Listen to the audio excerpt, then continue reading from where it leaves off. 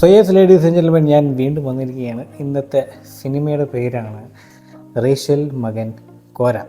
Now സിനിമയെക്കുറിച്ച് കൂടുതൽ പറയുന്നതിന് മുൻപ് ഞാനിതിൻ്റെ ഔട്ട്ലൈൻ ഒന്ന് പറഞ്ഞുതരാം. നിങ്ങൾ പലപ്പോഴും പഴയ സിനിമകളിൽ കണ്ട് ശീലിച്ച ഒരു ഔട്ട്ലൈൻ തന്നെയാണ്. കഥ ഇങ്ങനെയാണ്: ഒരു നായികയോട് ഇഷ്ടം, നായിക പിന്നീട് നായകനോട് ഇഷ്ടപ്പെടുന്നുണ്ട്. ഒരു കാരണം കൊണ്ട് അവർ തമ്മിൽ വീണ്ടും നായകനോടും ഇഷ്ടം തോന്നുന്നു. അങ്ങനെ രണ്ടുപേരും ഒന്നിക്കാൻ തീരുമാനിക്കുന്നു. പക്ഷേ ഒരു പ്രശ്നമുണ്ട്.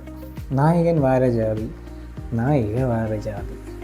ആൻഡ് നായികയുടെ ജാതിയിൽപ്പെട്ട വേറൊരാൾക്ക് നായികയോട് ഭയങ്കര പ്രണയമുണ്ട്, വിവാഹം കഴിക്കാൻ ആഗ്രഹമൊക്കെ ഉണ്ട്.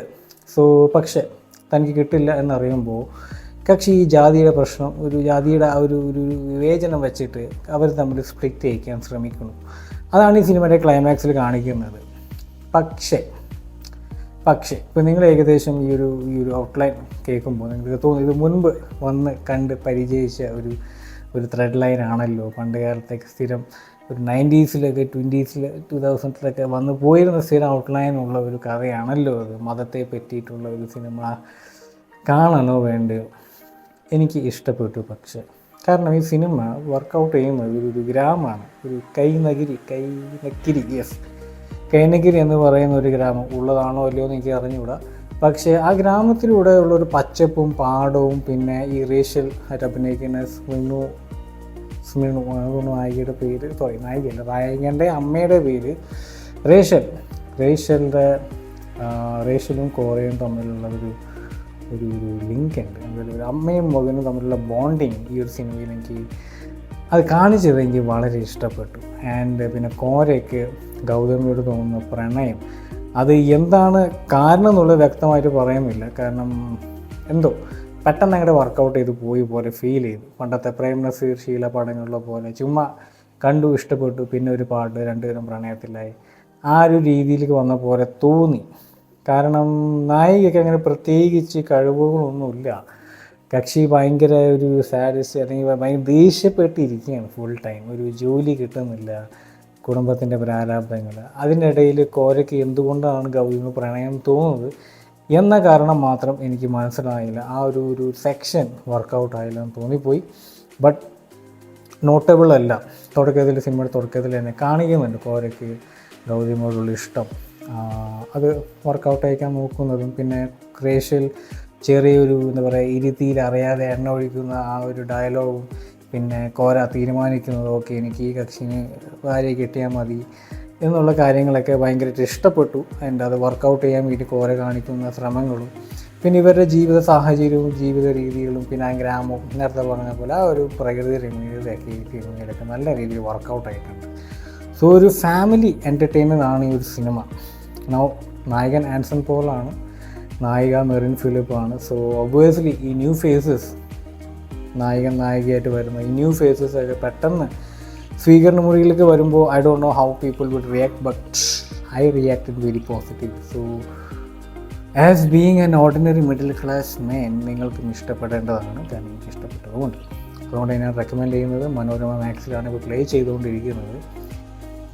Rachel Makan Kora. I don't know how you pronounce it. ചിലർ റേച്ചൽ എന്ന് പറയും, ചിലർ റേച്ചൽ എന്നൊക്കെ പറയും, depends. So Rachel Makan Kora is running successfully തിയേറ്റേഴ്സിലല്ലാന്നേ ഉള്ളൂ. മനോരമ മാക്സിൽ റൺ ചെയ്യുന്നുണ്ട് അടിപൊളിയായിട്ട്.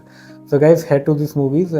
And I personally recommend to ഈ മൂവീസ്, ഇങ്ങനത്തെ സിനിമകളൊക്കെ ഒന്ന് അപ്ഹോൾഡ് ചെയ്യണം, അല്ലെങ്കിൽ പ്രൊമോട്ട് ചെയ്യണം. ഇങ്ങനത്തെ കഥകളൊക്കെ വേണം.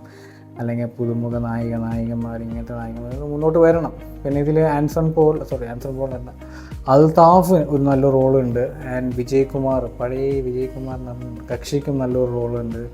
I am glad to see him back in the screen. ചെറിയ റോളാണ് കൂടി കക്ഷി നല്ല അടിപൊളിയായിട്ട് തകർത്ത് അഭിനയിച്ചിട്ടുണ്ട്.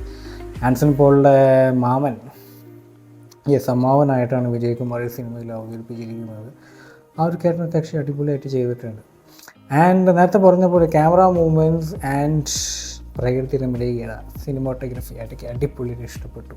അതുതന്നെയാണ് നമ്മൾ സിനിമയ്ക്ക് പിടിച്ചിരുത്തുന്നത് അവസാനം വരെ കാണുന്നത്. കാരണം സിനിമയുടെ സെക്കൻഡ് ഹാഫ്, അല്ലെങ്കിൽ റേച്ചൽ കക്ഷി തൻ്റെ മകന് വേണ്ടിയിട്ട് വേറൊരു പെണ്ണിനെ നിൽക്കുമ്പോൾ അല്ലെങ്കിൽ തീരുമാനിക്കുമ്പോൾ തന്നെ ഏകദേശം വ്യക്തമാണ് കഥ എങ്ങോട്ടാണ് പോകുന്നതെന്നുള്ളത്. പക്ഷെ ആ നിമിഷവും എനിക്ക് ആ ഒരു പടം പോസ് ചെയ്യാനോ സ്റ്റോപ്പ് ചെയ്യാനോ തോന്നിയില്ല. I wanted to see, I was curious.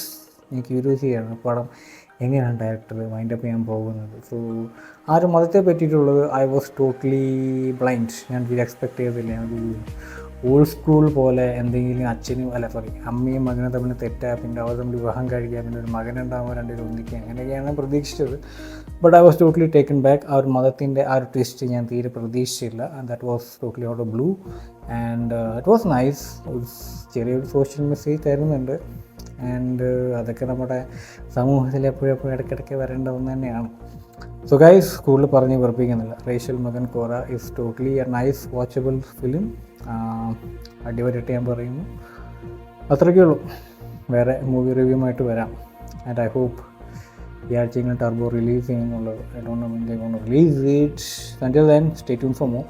I come back another movie review. മിക്കവാറും ഇംഗ്ലീഷ് ആയിരിക്കും. ഗോഡ്സില്ല മൈനസ് പടം ഇറങ്ങിയിട്ടുണ്ട്, കണ്ടിട്ടില്ല. അതും കൂടി കാണണം. എന്നിട്ട് അതിൻ്റെ റിവ്യൂമായിട്ട് ഞാൻ വരാം. So guys, stay tuned. I'll be back with another movie review as usual.